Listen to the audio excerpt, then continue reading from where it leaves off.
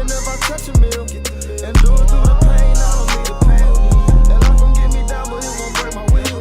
Cause I've been chasing this so long, I can't give up. I won't give in, been through too much. I done prayed for the money, I done prayed for the fame. I done prayed that I will make a sacrifice and play this game. I done prayed that my life would never be the same. I done prayed that I will make it bring glory to my name. Ladies and gentlemen, welcome to another episode of Uncle Strib. Here, you guys probably know by now, probably most frequent guest I have for Uncle Strib. We got my boy Xavier in town. First of all, we get started. This podcast is brought to you by Final Form Subs. Here I got pre-workout. We got the multivitamins. So we got everything for everybody. If you're even if you don't go to the gym, it's always nice to have a multivitamin. Make sure you're getting your vitamins in every day. And if you're an avid gym goer, we got the pre-workout. I've been taking this for 2 weeks now. I absolutely love it. I'm not just saying that because it is mine, even though I have to say it because it is mine. But honestly, I love this. I'm taking it every day. I can definitely feel the pump. The pumps are crazy. It's not too much stimulants going on to where you feel jittery, but it's a definitely feel good, get your body going, get the blood flowing, a nice pump with B vitamin complex in there for you guys. Make sure you're getting your B vitamins. Check out whatever we got, all the stuff we got. We also got apparel, we got accessories. Check out, go to finalformsubs.com. That's finalformsubs, SUPPS.com. Use promo code COACHDRIB, all caps, no space, get 10% off your order. All righty, we got our... So, show them what you sipping on. Show them what you be sipping on. We're just trying this out. Easy Rider Kentucky Straight Bourbon Whiskey. So 4-year age, it's cool. It's cool. A little bite, not anything ridiculous. It's still sippable. So There you go, Kentucky. And then obviously over here we got, now I brought this from the house because I have it here at the gym, but we got the Final Form Vitamin C Lemonade. Now this isn't on the website. This is here at the gym. If you guys want to get some, you got to be here locally. Unfortunately, I'm not shipping this stuff out. It is lemonade. It's fresh. It's got enough vitamin C. 8 ounces gives you enough vitamin C for the day. Keep that body in tip-top shape. And it's actually under 100 calories. So it's not a lot of calories, 20-ish grams of sugar. So it's nothing crazy, but you get your vitamin C in there. And I mean, I'm telling you guys, I've been sipping on stuff. If you are here locally, $5 for a half gallon. We got the price down. I figured it out. I got the price down, $5. Which I feel like I'm still doing a promo, but $5 for a half gallon if you guys would check that out here. Live at the studio, again, we're live at the Blend, 8058 Venice Drive, San Antonio, Texas, 78230. If you guys want to stop by, check out the studio, or stop by, check out the gym, we got all you need. I'm also here for training, but we're gonna get here straight to the pod. So, I know we talked about some stuff, obviously, X is in town, hanging out, but how's life been, man? What's been going on? Man, life's been cool. Year just kind of started. So I started off sick, and that was like beating me up, bro. Like that made me, you get so humbled when you're sick. Oh, it's the worst feeling. Yeah, it's like I feel so invincible, whatever. I'm just like, oh man, like this is difficult. Like shout out to people who have to deal with this thing on a daily basis. Like that's like different level type stuff. Definitely struggle with people. But besides that, I've been cool. Back lifting weights. Getting some games in. Played some basketball for the first time today this year. So. Oh yeah, we went to the rec, played some ball. Yeah. That was my first time for the year. It's my second time for the year because just traveling and all that stuff. But your boy about had a heart attack because I was out there. Yeah, and we're only playing half. I know. I think if we played full, I would have caught my second win. It's just something about half court. I never catch my second win. Yeah. It's something about full court. After the first game, maybe even the first game, like halfway through the second game, I usually get my second win. I'm good, but half court, I can never catch that second win. But it was fun. They had a little kids tournament, so we had to go to the secret court. I didn't know about it until they were renovating the main courts. But if you go to the UTSA Rec, you have the main courts. And if you go down to where you can check out a basketball and you turn left and go down to the racquetballs, there's actually a court off in the cut that people don't really know about it. I think it's called the MAC Gym. Yeah. It's it stands for something at men. I think it's the Men's Athletic Center. For some reason, just the Men's Athletic Center. But obviously, there are females there. But the MAC Gym. So we're living it up. Guys, Valentine's Day is Wednesday. Yeah. So it's coming up. Valentine's Day is coming up. Got the Super Bowl tomorrow, which we're gonna have a watch party here. So what do you have plans for Super Bowl? Or I don't know, still kind of up in the air. I gotta see if I'm gonna head back to Houston or not. But if not, I may come through here. So are you still deciding when you're gonna leave? yeah, I gotta figure that out.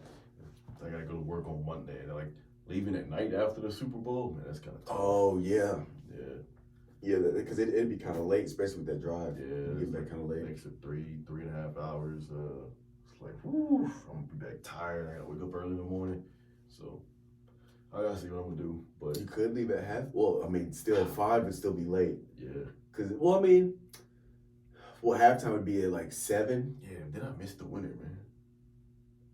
Yeah, because you'd be getting home after the game ended. Yeah. It's like, I don't know. You basically decide if you're gonna watch the game here or watch it in Houston, essentially. Pretty much, Yeah. And I got my money, man. Going for the 49ers. Niners? Yeah, trying to see. I had this conversation. My heart says 49ers. My brain says Chiefs. I feel you. So that's how I feel. I definitely think the 49ers on paper, not even on paper, we're just talking just in general, they're probably the most well put together team. They've been fairly consistent for the entire season. I mean, if you look, obviously their defense speaks for themselves. Defense is just fantastic on all levels. Chiefs defense has been playing well since the playoffs started. So I mean, I think they're a they're a top 5 defense. Later in the season, they've been top 5. I don't know if they've been top 5 for the whole season, but they've been a solid since the playoffs for sure. They've been playing phenomenal. But if you look at the 49ers, you got Brock Purdy. He's catching all this flag because he's a system quarterback. I don't care about that. At the end of the day, he's in the system, and the system's doing well. When you pressure, and also we saw in the Lions, he has the ability to give him the ball, and he can drive the field and get you in a game-winning position, which he did with the Lions through down 24-7. But Brock Purdy, and I think he's just how calm and collected he is when he gets pressured is just, to me, it's fantastic. It's fun to watch. And then you talk about running back, Christian McCaffrey, absolute beast. Receiving, you got Deebo Samuel and you got Brandon Ayuk. Both are monsters. And then tight end, you got George Kittle, monster, and their offensive line is just stout. So I think the Chiefs' defense is going to have their hands full. But again, I say all that, and to me, Patrick Mahomes has that Brady effect. If there's time on the clock and you put the ball in his hands and it's up to him to win the game, it's hard to bet against them because he has shown us time and time again. Man, yeah, I mean, it's definitely possible. I feel you. I think that's like one of the effects as like a Texan fan. We talk about this because we got C.J. Stroud now. It's been dope. Oh, yeah. Texas has been so exciting to watch this year. Like, earlier this season, I forgot what team we were playing, but it was like fourth quarter, maybe like a minute, some change left. And it was the first time, like we were like, oh, wait, we don't know who's going to win this. Right. Yeah. Right. Because there was a chance. Yeah, it's a chance. I'm like, oh, whoa. Yeah, because new feeling. The Texans in the past, if it's fourth quarter, it's like, okay, this game's over. Yeah, but now it's like, oh, we can, like, you still don't know. Yeah. Texas been exciting to watch. That's been fun, man. It's been a normal fan again, man. It's like, great. It's good. Let's get my teams winning. So Yeah, that's cool. I need the Titans to follow suit. Yeah, I don't know what's going on with the Titans, man. Well, we'll see because we got new defensive coordinator, a new offensive coordinator, we got a new head coach. It's still up in the air whether Derrick Henry's coming back or not. I think D-Hop's contract was only a year, so we don't know if he's coming back. We got Will Levis who's really taken the mantle and then played to the level he needs to play. So we got Will Levis, but it's all about, are we going to go to strip it and rebuild around Will Levis? Because the current team we have is built, we're being honest, the team we've had of past was built around Henry. I don't even think the team was built around Tannehill. It was built around Henry. But Henry, which, again, people talk about he's washed up, which is straight BS if you actually watch the games. They just haven't had the offensive line they needed. Because he's washed up, he's still finished with 1,300 rushing yards. Man, actually, you just want to mention something about Titans. Will Levis our QB, right? Yeah. man, I've seen him play. Like y'all see, I mean, y'all kind of had like a struggle season this go around. So it's like, all right, y'all kind of like got some idea of what's going on. And like Will Levis is balling, but like, man, I've seen him play. Like, bro, he's getting hit. He's getting, putting his body through so much stuff. Yeah. And it's like, at what point do you feel like, like realistically, like, hey, can we like dial this back until we need it? Like we were like in a more competitive season. That's where a lot of the talk was about, because there was one game Tannehill started. I believe it was their last. It might have been the last game of the season. I think it was Tannehill started, and I think that was them like, okay, hey, Tannehill's probably gone after this season because he's taking up so much salary cap, and he's not even the guy anymore. Like Will Levis is. So I think that was them kind of giving him, senior night almost. Okay, let's let him play it out, do his thing, and then Will Levis kind of. I think that might have been second to last game of the season. I don't remember exactly what game it was. But it was a game where Levis wasn't hurt, wasn't on injury report, but Tannehill started and played. But I believe that was kind of them just dialing it back. And I think if I'm the Titans, you gotta beef up that offensive line. Yeah. Gotta beef up that offensive line. I want to start off the pod. Well, I guess we've already started off, but I want to ask a question. I've been asking this all week, and it's gotten to some heated debates. Okay. All right.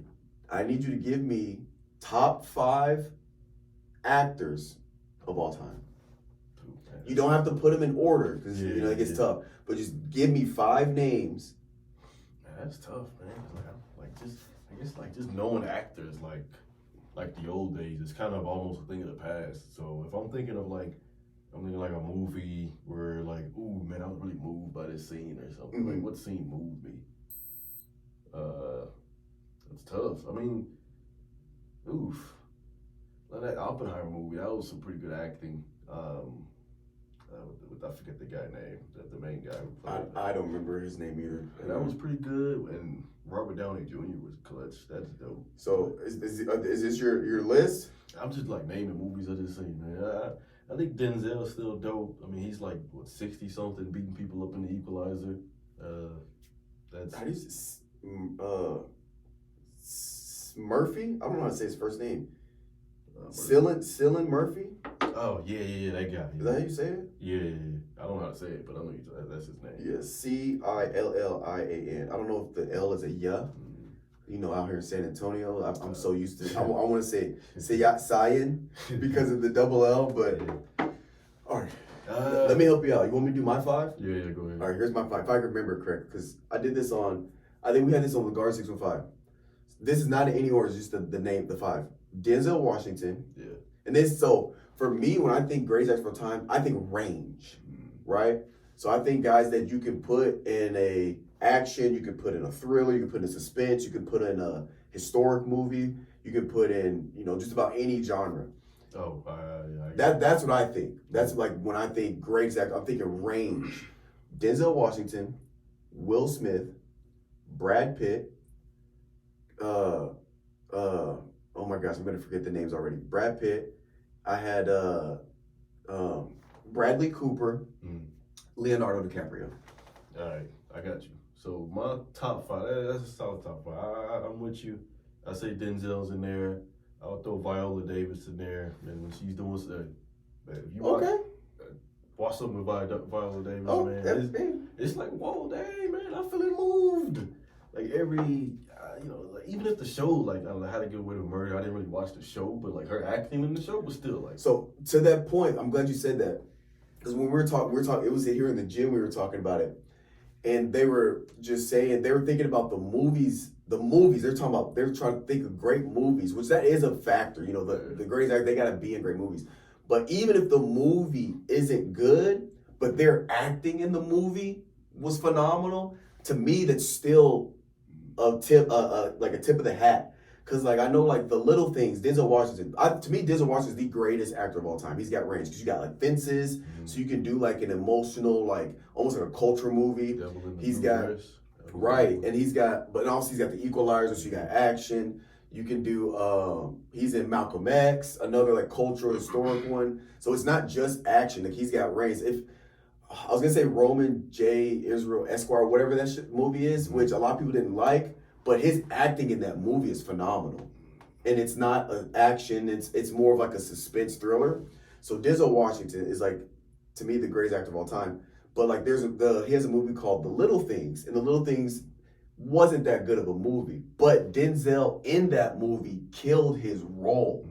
So he individually is a great actor. So like, to me, I separate the actor from the movie when I'm really getting into the weeds of it, because him and we've all seen movies where an actor, his role in the movie, he killed it, but the movie as a whole wasn't a good movie. Yeah. So like, there is some of that, because I'm looking at the individual actor, his ability to act. You know, a lot of people like to say Tom Hanks, which obviously I'm not a Tom Hanks fan, and I'm thinking about it. I don't think there's a single movie by Tom Hanks that I actually like that. But I recognize him as a phenomenal actor. He'd be in my top 10. I recognize him as an absolute phenom of an actor. But even though I'm not a fan, but I don't really like his movies. That's another example. But so you have Denzel, Viola Davis. Yeah, you know, I'll throw Jim Carrey in there. Range. Yeah, I mentioned range. Jim Carrey's got crazy range. Man, when he goes into a character like the Sonic movie, he becomes yeah. Woof, this is wild. And it's like every movie. I mean, sure, he can like do the funny movies and all that stuff all day long, but he can, you know, like the range in that sense, like Dr. Egg playing a villain in that sense. It's just so like natural when he do things. Yeah, it's like, oh, this is dope. This is dope. So I'd say him. Probably Leonardo. His range movies are just like, that's Catch Me If You Can. Wolf of Wall Street. Wolf of Wall Street. Django. Oh yeah. He plays that character phenomenal. What's that recently? What's the movie? Revelance or Revelation or something. The bear movie. Yeah, where he gets attacked by the bear. Yeah. That movie, masterpiece. Yeah. Leonardo's got range. So we got one more. That's 4. Man, I got Denzel, Viola, Jim, Leonardo. Oh, this is a tough one, man. Who else is up there? Who else has been clutch? I want to think. So let me just name some stuff out before I say the first. Okay. So Robert Downey Jr., I think he's been pretty clutch. Like the Sherlock Holmes. Iron Man. And he's got there's some like kid movies I think he did, or like some Disney stuff he did outside of like Iron Man. Yeah, he's pretty good. Christian Bale's cool, but you know, I mean, I guess those may be like honorable mentions for me. Now, I'm saying the best. Like if I look at Will, Pursuit of Happiness, Hitch, I Am Legend, I, Robot. That's range, because you got the comedies with the Hitch. You got the comedy romance. You got Pursuit of 7 Pounds, Focus, Concussion. Will's got range. I mean, Will Smith does have range. I give him that. That's a good point. Thinking of him like best actor, that'll come up. You know, like the movies are cool. I feel like he's like playing that character. Emancipation. I don't think I watched that. I didn't watch that, man. I haven't either, but I heard it's good, because it's based on a true story, where there was a guy that basically, he was a slave, and then he fought the Civil War basically to fight for his freedom, not like to fight for his literal freedom. And then I believe that I don't want to, basically I read into it, I kind of forgot some of it, but there's a picture of him. So the actual character he's playing was actually, so they took a picture of his back, because his back was just destroyed from like all the whippings and lashings he got. And they took a picture of that, and that picture made it to Europe. Yeah, and then that ended up, I believe, somebody was gonna start helping the South or something like that, and they saw that picture, they backed out, and then they ended up getting help from the North, I believe from the French, if I'm not mistaken, and that would actually help catapult the North. Ended up, clapping back. I can ride with that. I think I don't know if I'll put Will in there. I'll probably put Al Pacino, man. Al Pacino, coming out left field. Scarface. It's really so like when he's in the movies, like, man, usually like his voice just feels like man, I want to listen to what this guy got to say. Yeah. Like especially that he had that football speech. He was a coach. I'm like, man, I don't know what he's saying, but all right, cool. Like, hey, remember the Titans? Denzel was in it. Yeah, I mean, like those like sports movies. It's dope. He had that like it's a game of inches type deal. Yeah. Like it's 1 yard. Yeah. I was like, I want to get out there. I'm on my couch, man. Let me go Right. put some pads on type deal. And like Scarface and like a bunch of these movies he did with Robert De Niro was pretty dope. Or, you know, they're fun to watch. I guess I like his style of acting. Now, one of my honorable mentions, which I don't think he gets enough credit as an actor, is Jamie Foxx. Oh yeah, I can see. Just talent as a whole. His range is crazy because obviously Django, Ray. You got he was in Mercy with Michael B. Jordan. It was a good movie. He's in that movie where he's a lawyer. It's based on a true story where he's a lawyer for like he basically a lawyer of oh my god, it's gonna bother me. Oh, man. I'll give Jamie in there. He's pretty clutch. Like his movies, whew, impactful, man. Just his range is pretty dope. Oh my gosh! Oh, the Burial. Mm. That's a pretty good movie. And you know, and then Power I thought was pretty good. It's an action movie. But now here's the crazy part. We're talking about just overall across all genres. You know what gets harder? If you go action movies, it gets harder. Oh, Top 5 action actors or actresses of all time, it gets harder. Because you have the list you have now, right? So you're talking about the greatest of all time. And we're talking just action. Think about it. You have to mention Tom Cruise, right? Like, we got to mention Tom Cruise. I mean, he does have like a large body of work, and he does do great action. It's just like it's funny at the same time sometimes. Look, but I'm saying that you have to float his name around. So if you say Tom Cruise, are you including all those James Bonds, like the British versions of them, like those are action movies? You gotta throw that around. Jason Statham, or we gotta throw. I think the pool of names gets a little tougher because you think of Liam Neeson's with the Takens and Commuter and all that stuff. Then you still got to throw Denzel in there because you got the Equalizer and all that stuff. And I forgot Flight by Denzel. Denzel's body of work is wild. Yeah, I forgot Flight. You still got to throw in Will Smith, I Am Legend, I, Robot. Yeah, I mean, I don't know. I'll put Keanu Reeves. That's the next thing I was going to say. Keanu Reeves, Matrix, John Wick. When you go action, you got to start thinking about these other names. And you got to start, because like in action, I think I would take out Leonardo DiCaprio. If we're talking just action. He's not fighting nobody, beating nobody else. But the pool of names gets tough. Do you have a different list for action? I never came up with my top 5 action. I think I would still have Denzel in there. I think I would throw Gerard Butler in there. 300, Law Abiding Citizen. 300 was dope. You gotta. Oh, I forgot. Jamie also. These movies he's bringing up. Jamie also did that Robin Hood movie. I think you gotta mention Tom Cruise. I don't know if Tom Cruise is probably in there. Tom Cruise. Yeah, that's true. Gerard, but Chris Hemsworth. I was thinking of him. Because in Extraction, like he's in other movies outside of Thor that are phenomenal action movies.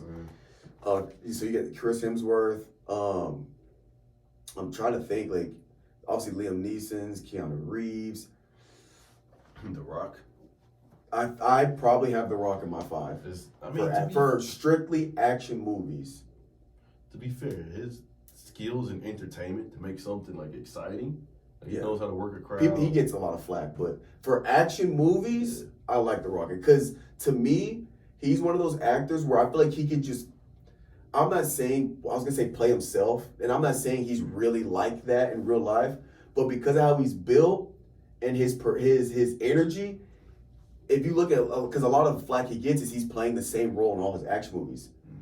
That's why he's one. You can just, hey, we need this. You know, you describe the role you need in a character. If that's The Rock, he's gonna kill that role. I mean, and like, I guess The Rock in acting, are you counting like WWF, WWE? No, I'm strictly movies. Strictly movies. I'm not doing that. I mean, if you want to include that is acting, and he's talking about one of the greatest WWE athletes of all time. So I mean, if you want, you can throw that in there. I throw it in there, man. His body of work is like the whole persona of The Rock. Like that in itself, that's a huge body of work, man. It's like decades. Okay, so let's see. I think I Denzel. I think I still go Denzel Will, The Rock, Tom Cruise. I might have to throw Keanu in there. I throw if it's an action movie with Keanu, definitely works. Like that John Wick stuff set him, like the Matrix was already dope because the Matrix, you know, it's like a lot going on. It was hype. Right. It was like, all right. But when John Wick hit, it was like, oh man, you know what? Dude, phenomenal. Barely any lines in the movie, but I loved it. That's it. I might watch it tomorrow. Could you throw in Vin Diesel? I was thinking of that too. Fast. Just from, but he's also in. Chronicles of Riddick. Riddick. He's also in Bloodshot, which is a superhero movie. I actually thoroughly enjoyed that movie. And it's a variant comic movie, so I thought that was going to be the catapult for variant comics to get in that. It'd be tough for them because DC and Marvel literally own that marketplace for superheroes. But I thought that might have been catapult them to at least start dishing out maybe 1 or 2 movies here and there. But I almost bought it on DVD. Oh, Bloodshot. he was also Groot. Triple X. Yeah, he's Groot. He's Groot. Guardians of the Galaxy. I almost said Guardians 615. Guardians of the Galaxy. Yeah. So Triple I think X, man, I haven't seen that in ages. Oh, they were great. That was a good movie. Yeah. But yeah, I think that would probably. I feel bad leaving out Jason Statham. Yeah, For the Kronks, Hobbs and Shaw, or was it Crank? He had Crank and Hobbs and Shaw, the And Transporter series. I was about to say Transporter. Mechanic, Wow. he redid that. Yeah. And his B movie, The Beekeeper. I gotta see that. I don't think I've seen that one. Nah, it just came out. Oh, yeah. I gotta see that. But yeah, I just think it's harder when you go. Yeah, so many action movies. Well, Art, I haven't asked anybody this. Comedy actors of all time. Mm. For me, I think the GOAT for me is Sandler, Adam Sandler. Yeah, Adam Sandler's pretty clutch. I'll put him up there because his movies they just have this Sandler feel to them. Yeah. I'd probably say comedy actor. Eddie Murphy's been pretty funny in those. Oh, yeah. So, Eddie Murphy, Adam, I just said his name, I lost it. Adam Sandler. Adam Sandler, Eddie Murphy, Cat Williams, phenomenal. Yeah, he is. You gotta throw Cat Williams in there. I was like, man, well, yeah, that's right. He do have a good range of movies. His movies are pretty. The acting is funny. Yeah, and I'm also thinking of, even if they're not the main character, they're acting in that movie. Whatever character or role they have, they just kill it. I mean, the Cat Williams thing is cool because he crossed over to the Boondocks and that's like the animation voice acting. Man. A Pimp Named Slickback. A legendary, man. Legendary. Everybody in the class. It's part of culture. Say it with me now. Yeah. Come on, Tom. You got a backhand. Pimp Named Slickback, and then he's in Atlanta, Alligator Man. Mm-hmm. Oh, dude. You seen that? I don't know what. I think it might be from ATL. But it's a clip where he's in jail and he's like, "Who is this? Is it this your kid?" There's Daryl and there's that white baby. This your baby. He goes, just because they said, that's not my baby. Yeah. That baby is a Viking from the mountains of Caucasus. Yeah, that's hilarious. Yeah, I remember that. Yeah, he's definitely funny. So we got Cat, Adam Sandler, Eddie Murphy. Are we throwing a Will Ferrell in there? Oh man, yeah, I put Will Ferrell. That's a good Will? one. I put Will. Do we keep Jim Carrey in there? We could put him in 2, yeah. Or we could have him an honorable mention? I say honorable mention because of the first category. Because Jim Carrey acting, their movies are funny. Like when he do these things, he really becomes the character. Like Fun with Dick and Jane. Yeah. That movie, I was like, bro, I'm dying laughing at this. I'm trying to think of it. You got Scott. What's his name? Shoot, man, what's his name from The Office? I don't watch The Office. Oh man, I forgot his Scott Carroll. Yeah. Is that the main dude? Yeah. Well, I'm thinking just movies, so I won't even think of TV shows. Does he have movies? Yeah, he got movies. I can't name them, but I know he's in movies. Besides that, who else is there? I was gonna say Kevin Hart. Yeah. I haven't watched the Kevin Hart movie. Get Up. I thought Get Up was good. Or not Get Up. Get Hard was good. Soul Plane. The Soul Plane was cool. That was a good movie. I like that. What other? I mean, he's in a bunch. Some of these movies I wouldn't consider because like Fatherhood's not a comedy. Yeah. He has a movie called Lift that just came out. I actually enjoyed it, and it's not a comedy at all. It's actually an action, like suspense. He plays like this art thief. So it's just really good. True Story with Wesley Snipes. Or no. Yes, it's Wesley Snipes, I believe. I don't know. I didn't see that one. Oh, it was his first. I believe his first body of work that's a drama. And I did hear about it's that. dark. Like it's not like a funny. It's not goofy, funny movie at all. Like Yeah. you're watching, I'm frustrated. Like because every time he tries to fix it, something happens where I'm like, bro, it's good. And who's our fifth? Who's our fifth? Man, who's the fifth? The fifth man? Who would it be? Who's a funny movie guy, man? Oof. For a long time, Seth Rogen was that guy, but he really just like switched, you know. Yeah, I think he'd be an honorable mention, but I think he switched over to like producing or something. So a good honorable mention. Yeah, that's true. hey, then are we gonna have that fifth spot open with honorable mentions? I think it seems disrespectful. I don't know. Maybe you put Samuel Jackson in there. In comedy movies?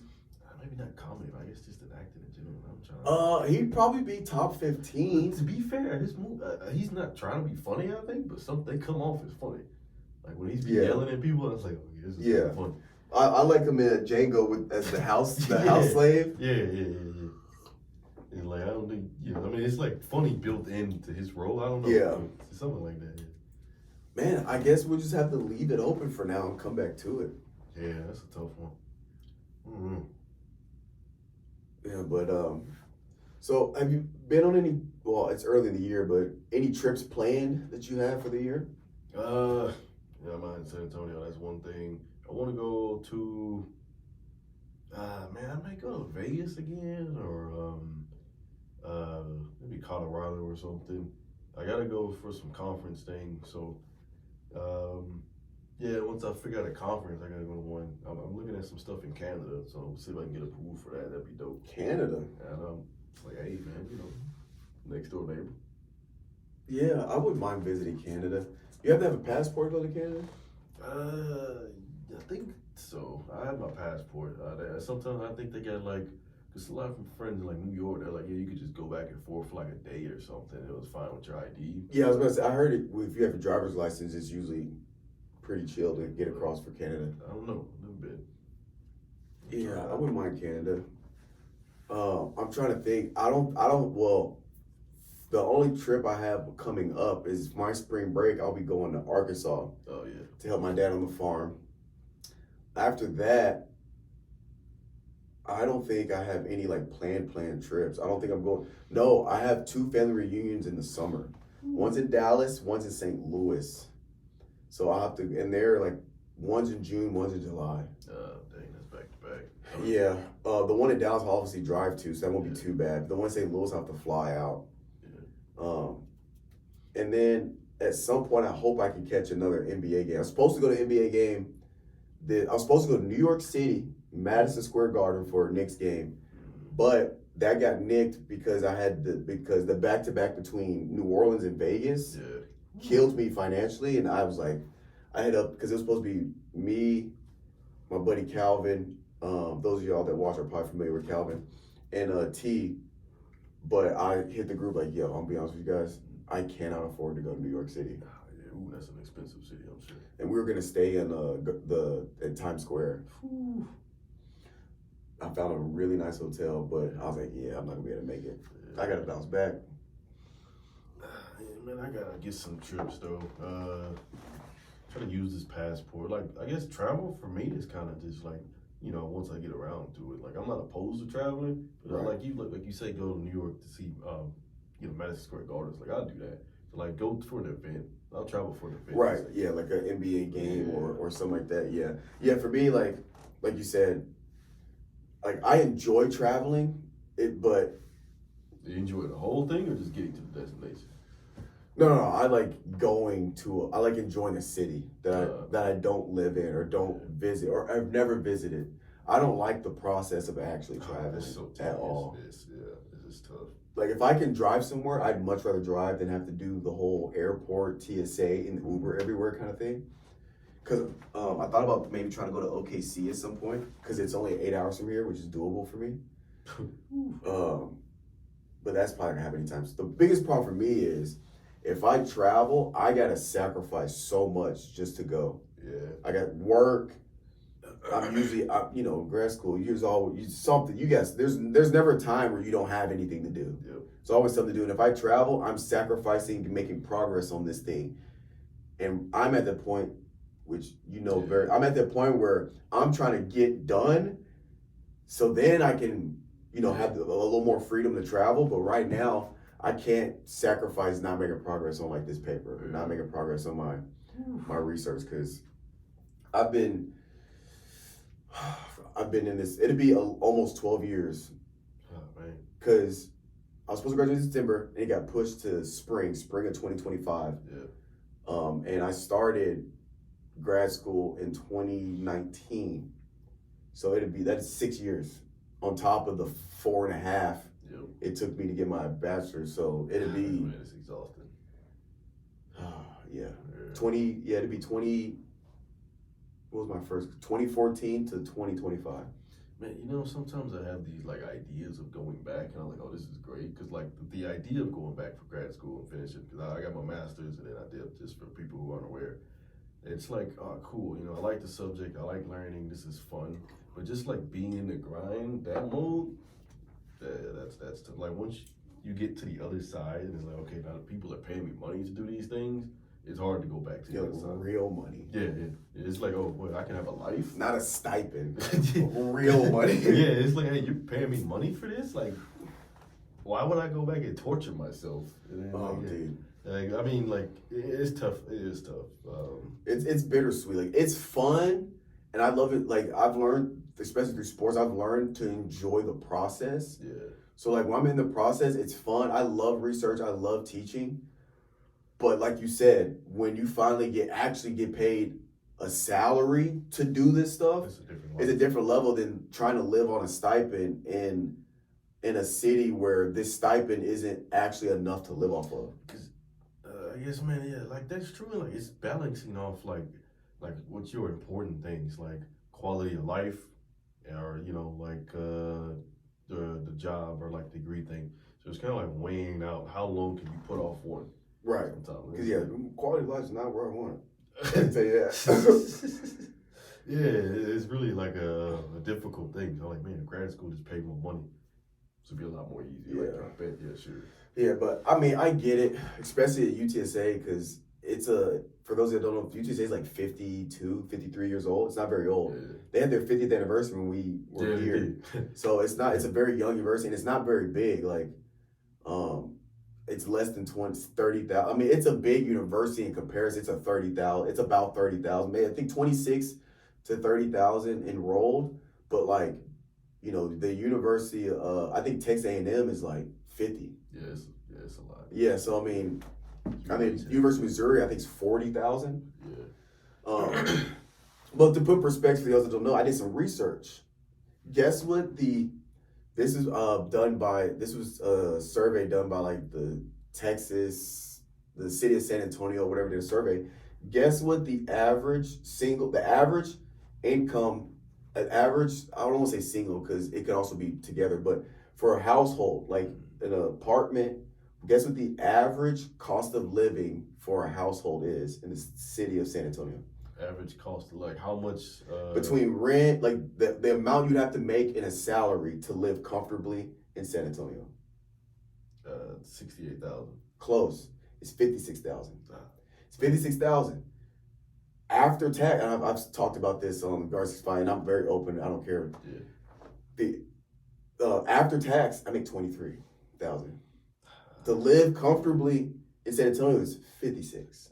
To put in perspective, like, if you know people in grad school, most of them are in that situation where their stipend is, which I get it. You don't want to make grad school like this lucrative job. I mean, they could pay better. Yeah, I'm not going to complain that, hey, we want to pay 35, et cetera, et cetera. But I also get it because it's a lot of people to pay.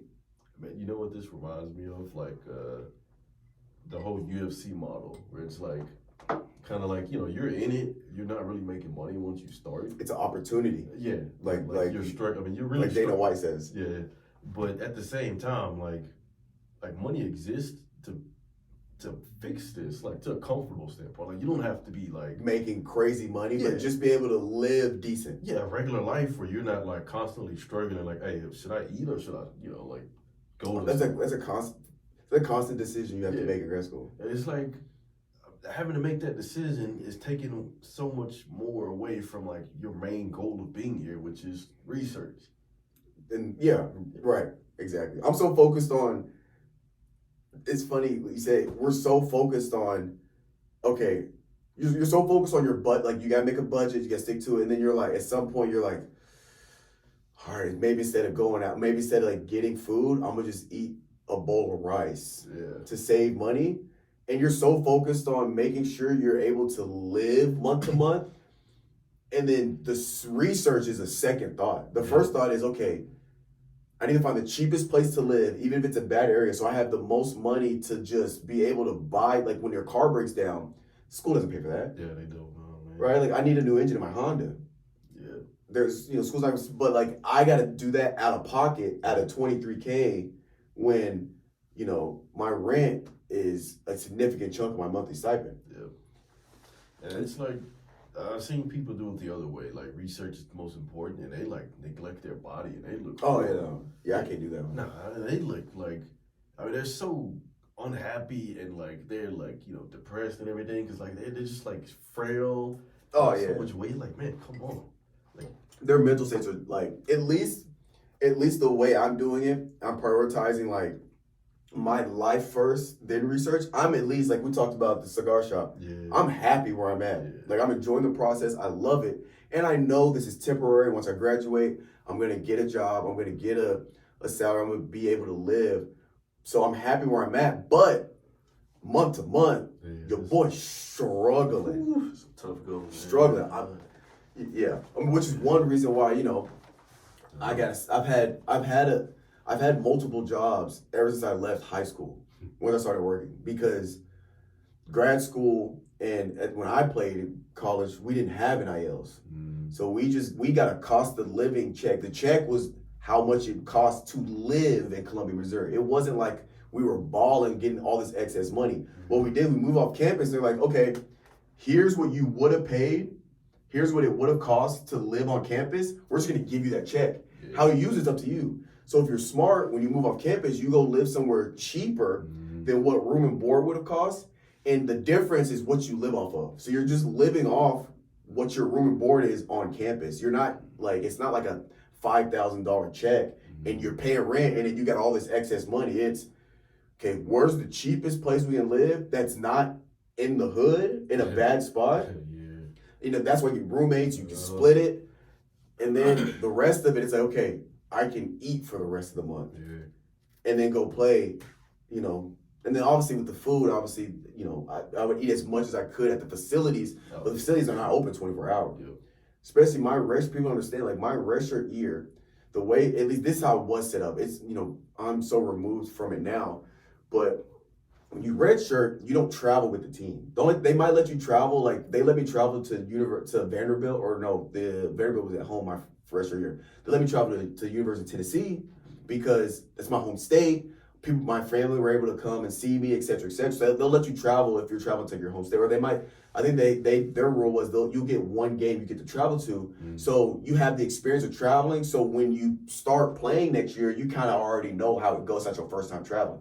But besides that, we call it the MATSE. Their facility, they got a new facility now, so it's different. But the MATSE, they were only open based on the football schedule. So when the team was away that weekend, MATSE's closed.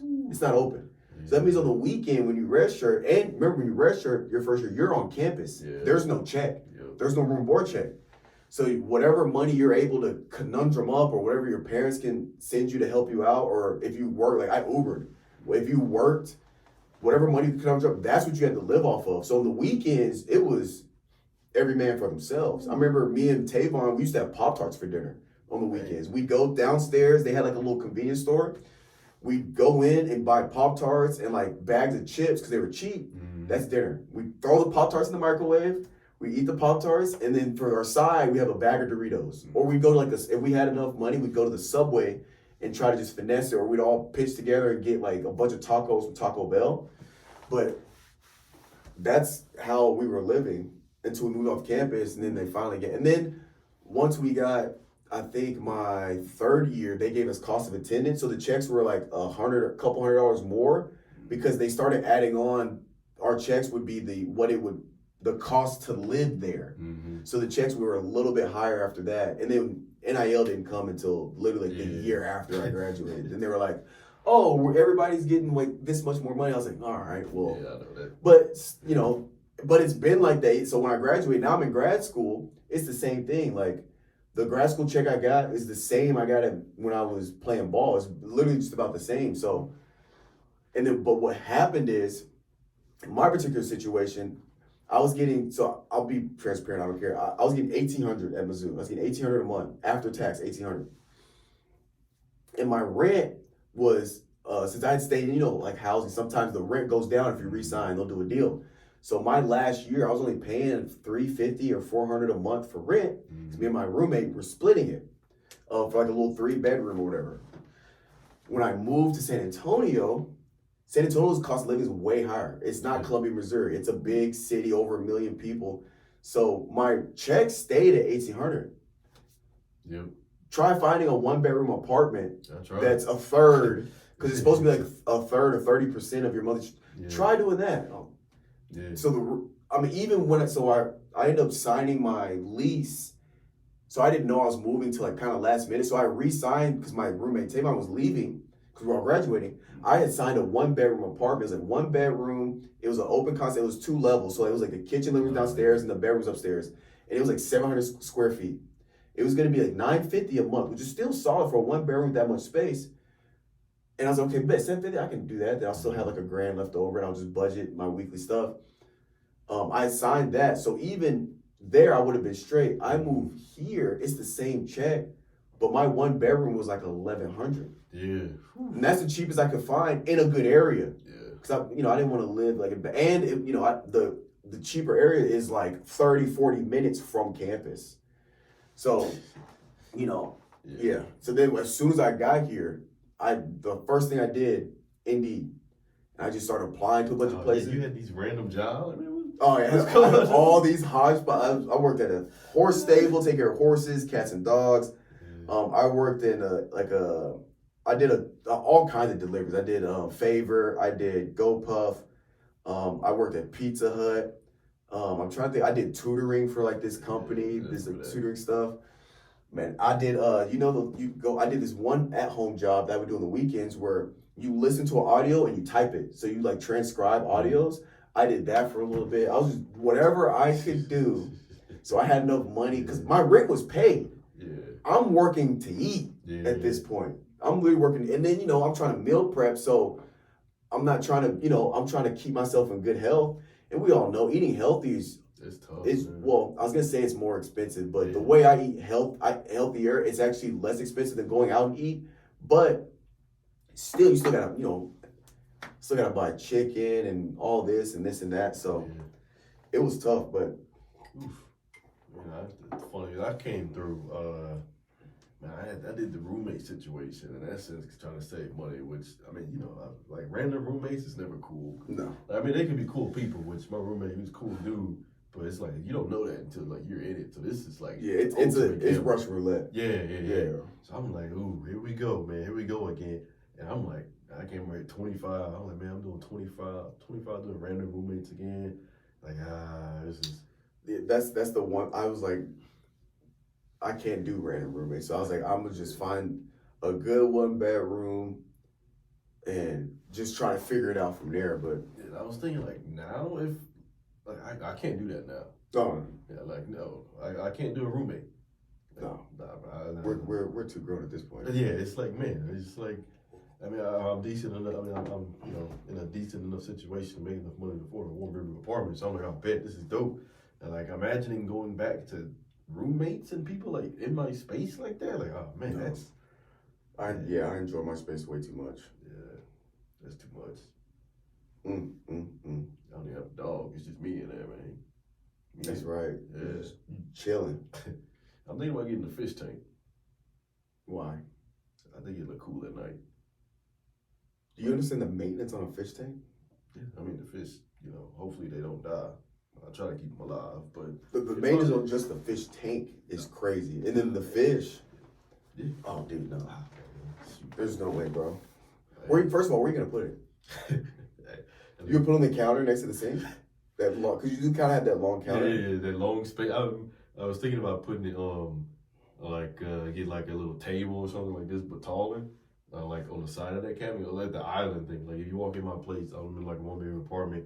You walk in, there's an island like right here, rest of the kitchen, and there's a wall right here. And the wall extends long enough for right now. I got my shoes like stacked up over there for like, daily shoes like these I want to put on. I just grab them and go. It's like, all right, if I move some of the shoes out the way, put the fish tank right there, and then now I can be on my couch watching TV, like, which is parallel to the kitchen. I can like peek over and look at my fish at the same time. I'm like, hey, y'all good? Like, yeah, we good. I think maintenance I think the upkeep on a dog is way less than a fish tank. Ah, man, you got all walk dogs, like. You have to cycle out the water on a fish tank like weekly. I'm cycling out weekly, man. Yeah, Oh no, dude! How big of a fish tank? Like 100 gallons? Nothing big. Like this beginner fish tank, like Like a bowl with one goldfish? I was thinking about that. That's torture, dude. I'd be feeling so bad for those goldfish in those small, just handheld bowls. Yeah, 2 bowls, and you move it from one bowl to the other each day. It's still the same space. It's just a new bowl. Different things in there. No, bro, that'd be terrible. That's a terrible way. That's a terrible way to live for goldfish. Yeah, it is pretty tough, but it is cheap. The bowl? Yeah. No, the bowl's cheap. Yeah, a bunch of bowls, and you just put them close together and put the fish in different bowls. But then now you're creating more work because you gotta move the fish to the bowls. I'm scooping it up and putting it in, like, type deal. Yeah, but at that point, you might as well just get one big tank so you don't have to do that. Yeah, but oh, dude. The story's not going to be the fun. Like, if people walk in my house and they say I got a bunch of fish bowls, like, what's going on here? what's this guy doing? Like, oh, man, you got a lot of fish? Nah, just one fish. He just got a bunch of houses. If you could have a pet that's not a typical American pet, what would it be? Could it be anything, like, dangerous-wise? Or does it, So you talking about like not a cat or a dog? Right. What about no reptiles or something? No, you have reptiles, but not like a tiger. The Something you could actually something you could realistically actually get. As like an exotic pet. That's a tough one. I'd probably do and you could do cats, just not house cats. Like I was thinking like what are they, lynx? Yeah, those like fancy like with the long ears and the long tails, but they only get they don't get any bigger than a dog. What about a deer? No, you couldn't do a deer. That's not realistic. In an apartment, you could probably do a deer if you had a back. If you had, well, you do have the house. If you got a fence, yeah, you could have one back there. I just don't know how you could. I was about to say, I don't know how you could domesticate a deer. Yeah, that deer gonna hop that fence. I get a cow though. I would really get a cow. Like they're just like big dogs. Yeah, I mean, yeah, people have cows as pets. Yeah. I'll get a cow, one of them fancy cats, maybe that hairless cat. That seems kind of cool, which they actually are kind of nice. They're like clingy just enough where it's not like overly clingy, but it's like, hey, you see me, I see you, cool. You might come over here type deal. But some cats, like, they got like different breeds of cats. Like some a lot more standoffish. Like they don't want to do their own thing. Yeah. And then some of them are like always up under you. Yeah. Like a good mix. I don't know about a cow. I think I've actually always wanted a snake. I wanted one too, man. I actually was like, I don't know, I might have told this story already, but I was this close to pulling the trigger on a snake. I took Mocha to PetSmart to get it grooming. Yeah.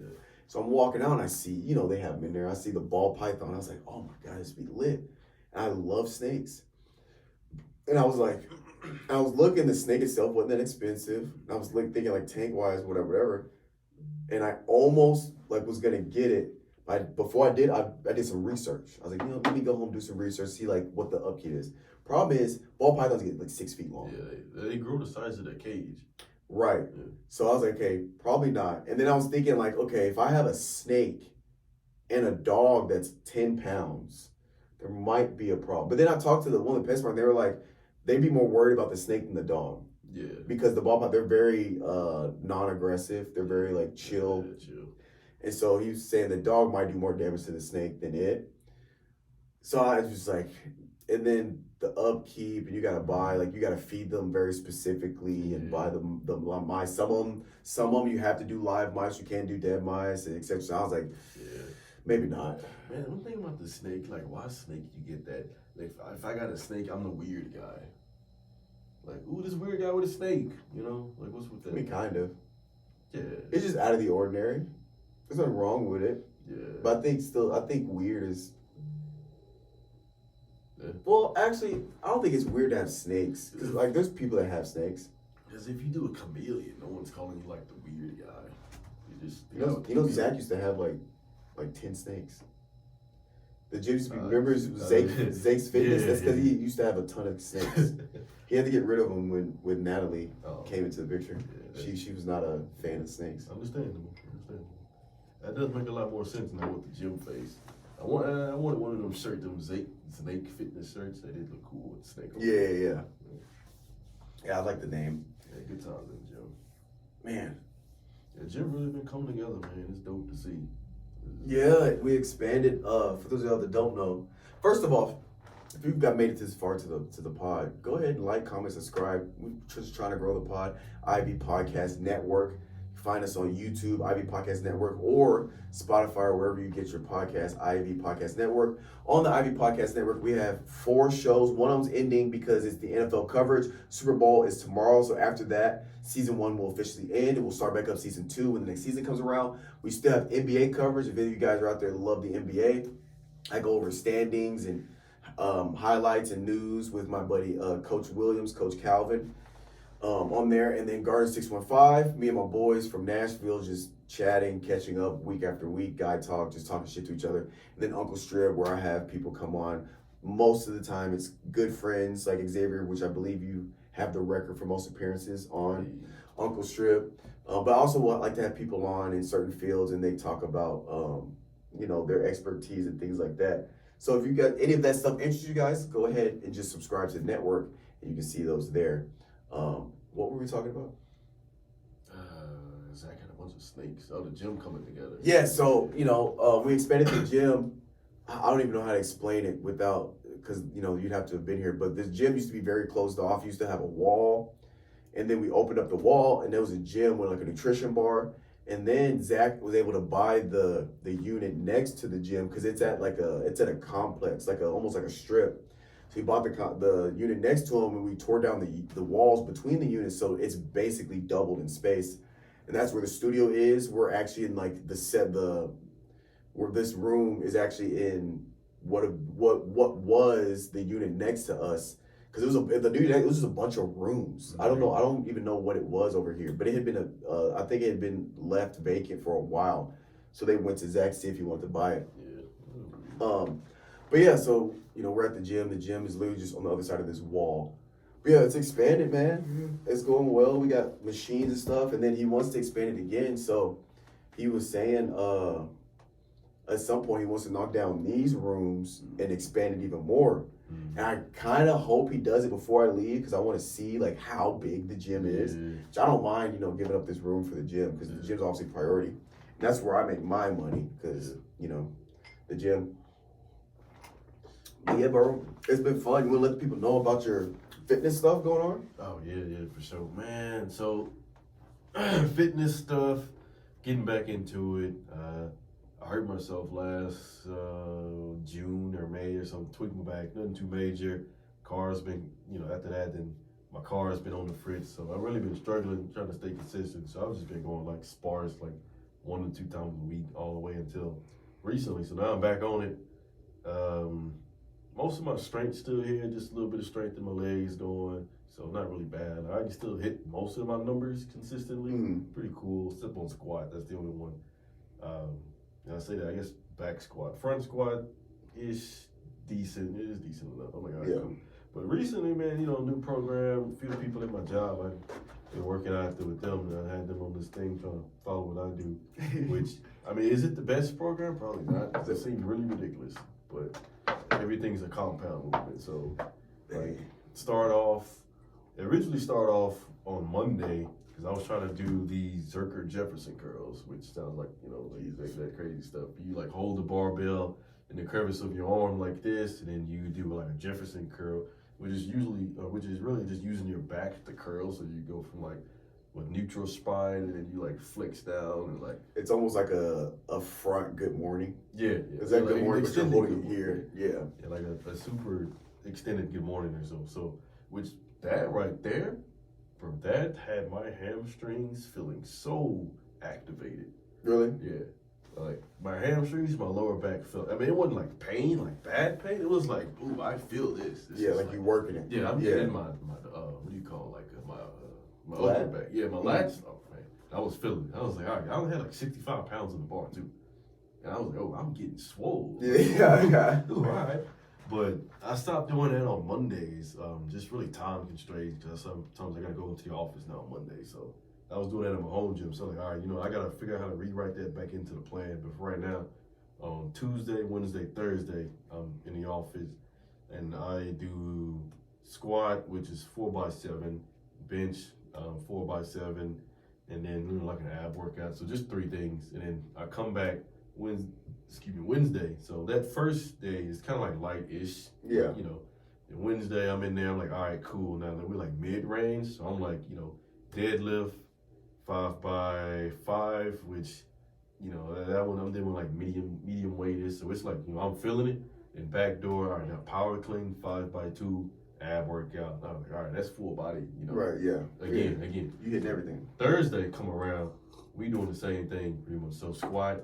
But now it's 5x3 and we're loading up. Heavier. Yeah. Bench 5x3, then burnout set. I'm at like 185 burnout right now.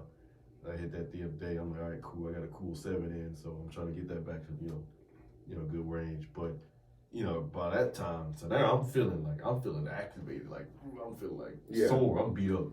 It's like it's full body day.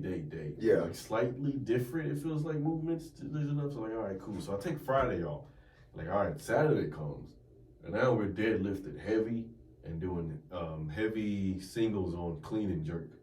So I didn't do it today because I'm out here, Right. And that's the thing. So I do like for deadlift, I warm up, get to my work set. I do like 2 reps for 3 sets, and then I do 2 sets of 1 rep. I'm like, all right, cool. But then for the heavy single on clean and jerk, really, I'm just warming up. So I'll start with like the just what plate on each side, 135. I'm like, all right, cool. And I get to 185. I'm like, all right, now everything after this is pretty much bonus because I'm burnt out now. Yeah. Like the whole week I'm beat up. Yeah. So I'm really just trying to finish strong, not trying to like set a record. So if I can finish with like 205, 225 with a clean and jerk single, I'm feeling good. And like Sunday I'll go for like a 1 to 3 mile walk. With the vest. So yeah, with the vest on most of the time, it makes me feel cool. I'm like, yeah, but if I'm too beat up, I'm just walking. Yeah, just walking. I'm just walking. It's more like an active recovery day. Yeah, keep the blood flowing. It's a nice day. I like to get some sunlight type deal. Yeah. Honestly. Yeah. So active recovery for sure. But yeah, that's the plan. And then you're most likely coming for May. Yeah, I should be here. For May. Awesome. So for those of y'all that don't know, which I don't think anybody probably knows this, but I'm hosting a powerlifting competition here at the gym on May 4th. So it's just and we're using the Wilk score for scoring. So Wilk score, it'll be, because we'll have, I'm still deciding if we're gonna have female winners and male winners, but since the Wilk score set up how it is, it takes into account gender. So I might just have it all together, but I'll be hosting that, and so I'm hoping I get a good turnout.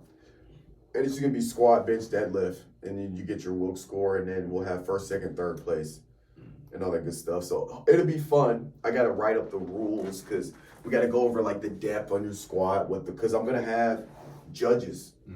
So I'm gonna have 3 judges, and then I think I'll have probably 2 spotters, and then I won't be judging or spotting. Well, I might spot, but I won't be judging. But I'm just gonna be going around, like making sure, like, okay, who's next? Okay, make sure you're here, like pretty much just being like the manager, I guess, or whatever. But yeah, I'm excited. So I know me, and obviously I still will test separately from the competition. Like in May, I always test bench. So right now, the program is me, Rudy, and a milk cart. We're doing upper body Monday, Wednesday, Friday, and it's primarily bench, some other stuff. But like on Friday, we'll bench 5x5 and a set of 10. Wednesday, we're doing pause bench. So we're doing pause bench 5x3 and then a set of 10 at regular bench. And then Friday, it's regular bench 5x3, so it's heavier, and then a set of 10. And then we'll do legs Tuesday, Thursday. It's more of a maintain, but that's just 5x5 for Tuesday and Thursday on squat. And so we're just trying to get the weight up and just get guys ready for the competition. So that's it. And I'm just trying to just keep the weight up, hit my protein, and move some weight. My goal for bench on the mat, the goal is, it's up there. I think I set it for 375. Last year I did 345 or 350. Yeah. So it's good. I set a high goal for myself. But for this year on the board, I got my bench goal is 375. I want to hit 4. My goal is 405, 4 plates, which I think I can get that maybe 3 years. Right, guys? Again, I'm doing this. I'm natural. Okay, I'm not juiced up. So the progress is so slow. Because I remember last time, like in last May when I benched, I only PR'd by like 5 pounds. Yeah. Like 5 or 10 pounds. It's tough. It's tough. 375, and then squat. All my goals are ambitious. Squat and deadlift 600. That was my goal last year, and I got 570 on squat, and I got 560. I matched my PR on deadlift at 565. But I'm not mad at myself because I switched my stance and grip. Yeah, I noticed that. So I'm not doing sumo and I'm not doing over under. I actually feel stronger. The form, it felt weird when I switched it at first, and I felt weak because I had to drop the weight way down. Yeah, you going back. Yeah, I restarted basically. But now I'm back where I was, and I feel great. I feel great. So I'm hoping now that I'm back where I'm at, a full year of with that stance. I'm hoping I can. I'd have to NPR by 35 pounds, which is wild. But I'm feeling good about it. So we'll just see when that gets there.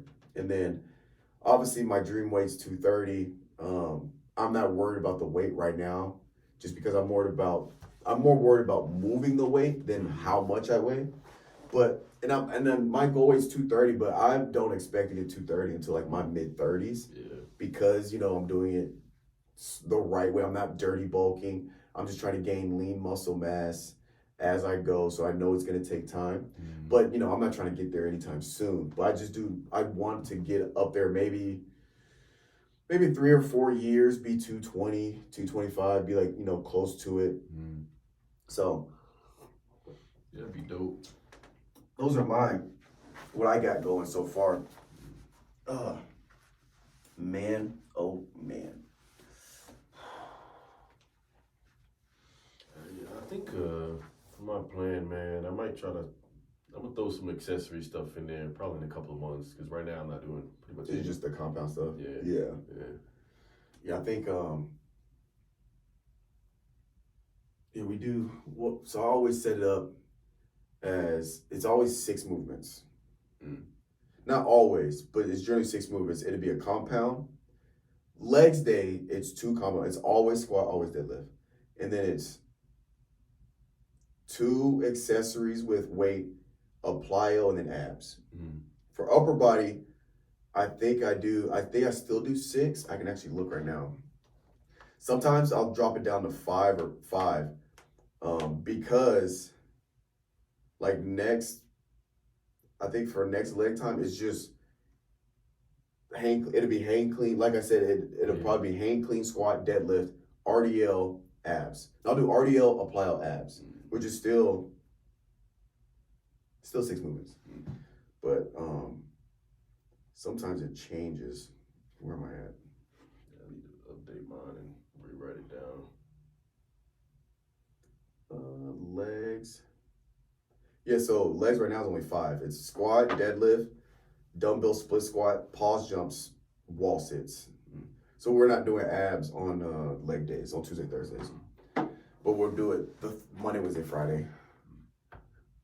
So we getting right at the gym. Yeah. But trying to achieve our final form. Ooh, dope.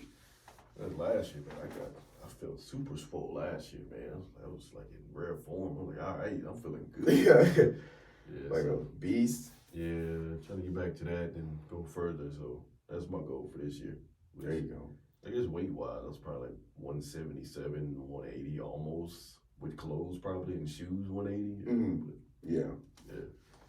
Now, what is something, if you could go back into the past and tell a younger, and let's go back to 2019, first year at UTSA. Mm. If you could go back and tell yourself 2 pieces of advice, what would you tell them? Invest money in NVIDIA. I was like, all right. hey, do this. Go ahead. So definitely something like that because that's cool. Sometimes I go back and forth with this advice. It's like, hey, finish the PhD or leave. Because I did leave, and it's like, all right, I'm living a pretty good life Right. in that sense. So it's like, I don't know if I would tell myself that. Like, would I like a PhD? For sure. But I guess for my own happiness, I don't know which route would be the best. So I don't know if I would say that. The other route would be 2019. 2019, that was 5 years ago, man. Eesh. I guess be less. I'd be more decisive and stuff. It's like I try stuff out and then try and fail at a faster rate versus being just like try and then like not knowing when to move on to something else or what do you I see what you're saying. Yeah. All right, now, what's a piece of advice you would give to somebody right now that's watching or listening in the weight room, in work life, and personal? The weight room is cool because it's like everybody has like their thing, like what works for them. Like for me, like doing that stuff last year, all those compound movements, like I felt like in rare form for me. But for other people, I don't think that'll work for them particularly. It's like, their body may not be able to keep up or adjust or like take in this sense. So I think that works. So I guess like finding like which movements that you really enjoy, because I enjoy like power cleans. Like it's like exciting for me. Right. So I guess like that excitement factor made it a lot more fun and like, ooh, yeah, I can't wait to hit more weight. Yeah, it probably helps with staying with it because you're excited about that movement. So I say find your lift that you just like enjoy and want to master. If you can master, because compound lifts you master. Accessory, I guess you can master like accessory. They got like different levels. So find out and become a master at that one lift. What was the other ones? Work life and social life. Work life, man. Network for sure. That makes all the difference in the world. That's just it is what it is. Social life. Kind of like a balance, like it's all right to go home and chill, or it's cool to go out, but just be open to things and just kind of like balance in that sense. So I guess not anything too profound, but yeah. Hey, it works. Yeah. I think for me, some advice I'd give in the weight room or fitness: count your calories. I cannot tell you how many times I have to tell people, count their calories. Oh, are you eating enough protein? Yeah, I eat all the time. Do you count your calories? No, then you're probably not. Mm-hmm. People, you'll be amazed at how much you can eat and still not hit your protein. You can eat a lot and eat a lot of calories and still not get enough protein. So count your calories, hit your protein goals. What do I do protein? Whatever your body weight is, you need that in grams of protein. Now, ideal body weight. So let's say you're 200 and you're trying to cut down to 180. 180 grams of protein. Let's say you're 150, you're trying to get up to 160 or 170, 170 grams of protein. Now, if you're 300, you're trying to get down to, 150, you might want to work with it because, for your current body weight, you might need to intake more protein than that. But go to somebody, reach out to me, go to my fitness, they'll calculate what's your current weight, where you want to get, and it asks you what's your time frame. It'll tell you that. Count any human being that exists. If you listening or watching this, you exist And if you eat food, which if you exist, you eat food, every human being that exists should be counting their calories. Even if you don't work out, you just need to know what you're putting in your body. Because you can lose weight without working out. But the only way to do that is to know what you're putting in your body. So that's that. That's like the most important thing. You ever seen those people that like been going to the gym for 2 or 3 years and they look the exact same? It's because they're not eating enough protein. So their body's not putting on any muscle. You're not going to change your body composition. You might get slimmer, but it's more important to focus on building muscle because than losing fat. Stay with me now. I got to educate these people real quick. Let me put a pin in it. We have to change the way we think about fitness. The key to longevity is strong bones and strong muscles. And so when you think about losing, if you don't care about being strong, the quickest way to lose fat is to put on muscle. So you need to think about building muscle or toning. I don't mean like bulking and becoming this just jacked freak of nature. If you want to do that, that's fantastic. If not, I'm not talking about that. I'm just talking about building durability in your body. And to do that, you need to tone up, put on some more muscle mass. And the reason why it's more important to think that way, because to put on muscle, you'll have to burn fat.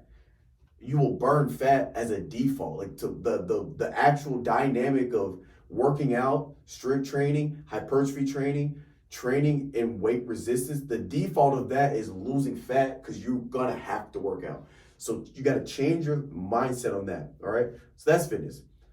Work life, the biggest thing for me in work life is, this one's tricky because I have a lot of like opinions on work because some people don't know how to work and it irks the shit out of me. Some people have literally don't know how to work or have zero work ethic. That infuriates me. But some piece of advice I would give is just schedule your stuff out. I say this, I've said this all the time on like piece of advice. Schedule your stuff out. Figure out what you need to do that day. Go in, get it done. That's it. You don't have to do more than what's required, but you sure as hell shouldn't do less. Figure out what you need to do, get it in, get done, get out. That's it. You clock in, do your job, whatever there is, and get out because you're there for work. Some people get things misconstrued and think that they're going to work to have fun, which you should have fun. But if we're being honest, the primary reason you go to work is not to have fun. Now, I have fun at work, but the primary reason is you're going there because they are paying you to do something. You're being paid to provide a service. You go to that service, you do the best you can at it, and then you do that's your job. All right? So, it's not about going there, having fun, making friends. It's not. I'm not saying don't make friends. I'm not saying don't have fun, but keep the main thing the main thing. You're going there for work. Be professional, be the best at it, and just keep it that. Third thing, life. I think, and this is for people that work too hard, you gotta find a way to relax. You gotta find a way to separate yourself from the stresses of work, the stresses of life, and find a way to, I feel like, immerse yourself in some type of hobby. So for me, basketball is one of those things. Whenever I play basketball, nothing matters besides me and this guy I'm trying to cross up, or me and this guy I'm trying to get a bucket on.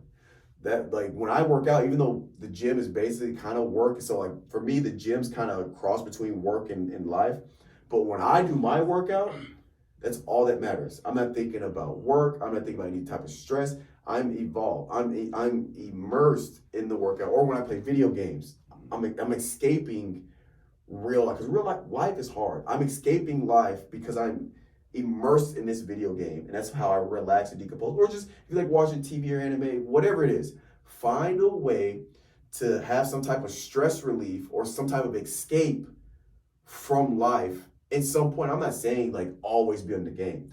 I'm saying every now and then, if you love reading books, that's your escape, find some time to read 30 minutes a day or maybe an hour on the weekends. Or if you really like cigar lounge we went to, that was a great escape. Cigar lounge maybe once a week, or figure out something that you have some type of stress relief or some type of escape that you kind of just, lose yourself in for an hour. Something productive, obviously. Yeah. But That's all I have. You have any other tips or tricks, any type of positivity you want to give out to the people before we sign off?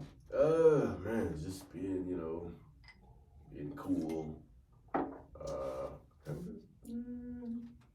Being a nice person, man, it goes a long way. Be a nice person. It goes a long way. Y'all heard it here.